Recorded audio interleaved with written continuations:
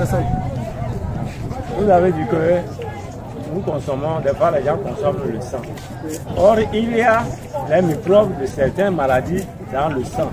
Et c'est ce qui va faire que quand l'homme consomme, s'il a les microbes d'une maladie dedans, lui aussi sera concerné par la maladie. Et je me pose la question, quand on va préparer, les microbes ne vont pas mourir.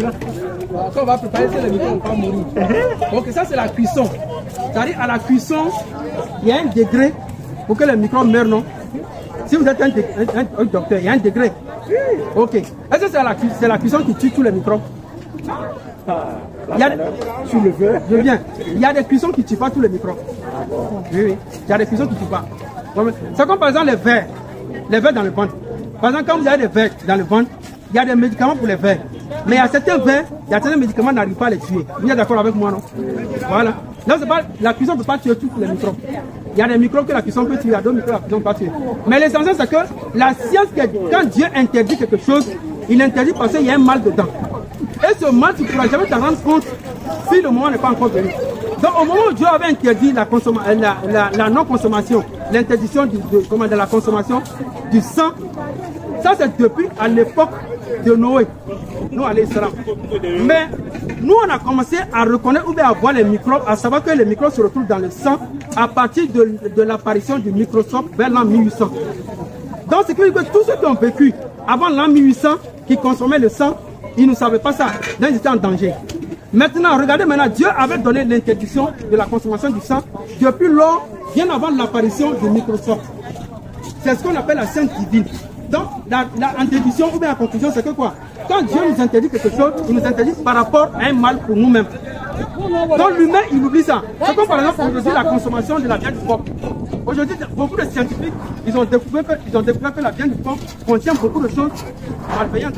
Vous-même, vous le savez. Mais ceux qui s'obstinent à consommer la viande de porc, mais ils s'engraissent avec ces maladies-là, ils s'entendent ces maladies le matin et le soir. Toutefois, s'obstinant vers l'intention de Dieu.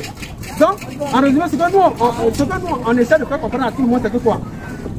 Quand Dieu interdit quelque chose à l'être humain, c'est pour son bien. Maintenant, le mal que dans cette interdiction, l'humain ne sait pas juste à ce qu'il découvre ça des années plus tard, peut-être pas lui, peut-être des générations à venir. Donc, en interdiction, quand Dieu t'interdit quelque chose, quel est ça? C'est là par laquelle le prophète Mohamed, vous le premier, il y a dit quelque chose là. Le prophète Mohamed, il a dit que écarte-toi de ce que Dieu t'interdit et mange, ou bien utilise ce que Dieu t'a interdit. Voilà. Que ce qui est interdit est bien clair à voir. Ce qui aussi est interdit aussi.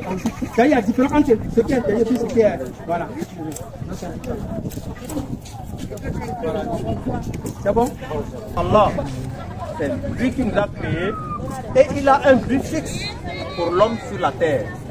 Donc l'islam a cette connaissance. L'islam veut partager avec vous pour savoir pourquoi nous sommes sur la terre. Comment nous allons l'adorer. Et selon vous, est-ce que les musulmans adorent vraiment Dieu? À vous de nous le dire. Nous sommes parmi vous. Et si vous avez des questions, vous pouvez facilement les poser. Cela nous permettra de grandir dans la foi. Nous sommes des musulmans versés dans les études comparées, notamment le judaïsme, le christianisme et l'islam. Puisque les trois religions se réclament d'avoir un seul père, Abraham, père de la foi. Il y a des inquiétudes, mais je vois que vous ne voulez pas les poser. Le vieux, il y a une question ici là. Ouais. Le gars, grand frère, c'est ça que vous voulez poser la question, non? Vous voulez poser une question, s'il vous plaît?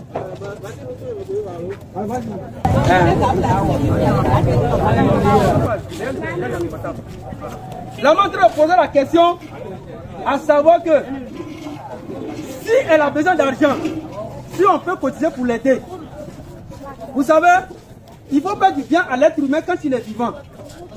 Dieu Allah subhanahu wa ta'ala l'a dit.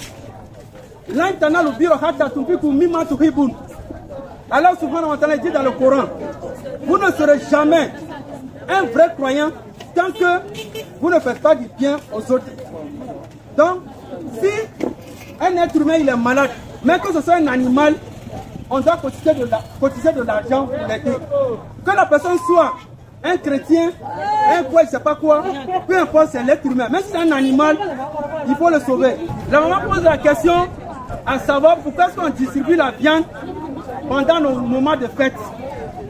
Vous savez, vous pouvez donner la viande à quelqu'un. La personne va préparer cette viande avec la sauce qu'elle veut. Mais si vous préparez une sauce avec cette même viande, si la sauce ne plaît pas à la personne, elle ne pourra pas manger. Donc, raison pour laquelle, en islam, on préfère donner la viande à la personne pour préparer le plat qu'elle veut.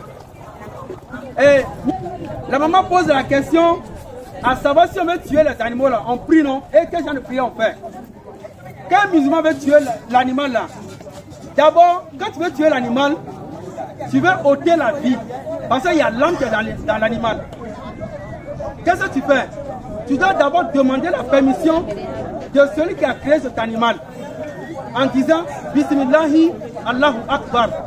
Bismillah, il veut dire au nom de Dieu, je vais ôter l'âme qui est dans toi. Allahu Akbar veut dire Dieu est grand.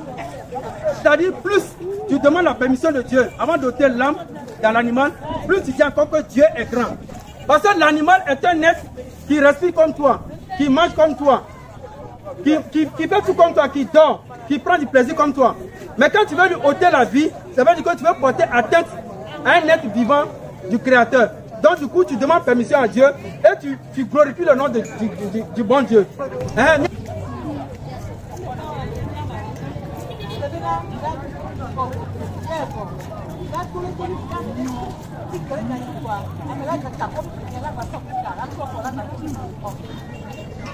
La maman pose la question.